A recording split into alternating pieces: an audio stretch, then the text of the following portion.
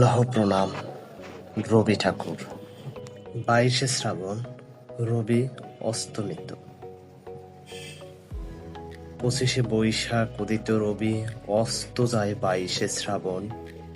শ্রাবণের শীতল জলে তুষ্ট প্রকৃতি, শোকের চারদিকে বিবর্ণ সকল মাঠ ঘাট প্রান্তর।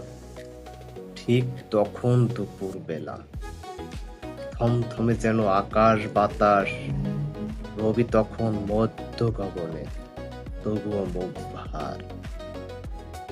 রবির প্রস্থানে নেমে এলো অমানিসার ঘোর অন্ধকার। হায় হায় হায়, এ কি হলো? আজ বুঝি নিভে গেল হাজার রবির আলো, যে আলোয় সকল অজ্ঞানতার অন্ধকার দূর করে সারা বিশ্বের মানুষের হৃদয়ে জ্বলে জ্ঞানের আলো। তোমার অক্ষরে যেন অমৃতের ধারা বয়ে গেছে সমগ্র ভূভাগে। সাহিত্য জগতে রাজার রাজা মহা হিমালয় তুমি। তুমি শুধু বুঝেছিলে মৃত্যু তো নয়, এ যেন আসা যাওয়ার খেলা চলে। পৃথিবীর এই সীমিত সময় সবাইকে কত কিছু দিতে হবে, তাই তো সমস্ত দুঃখ বেদনা ভুলে কলমে কাটত তোমার বেলা। উজাড় করে সবাই দিয়ে চলে গেছে অমৃত লোকে। তোমাকে দেখার সৌভাগ্য হয়নি কখনো এ জন্মে।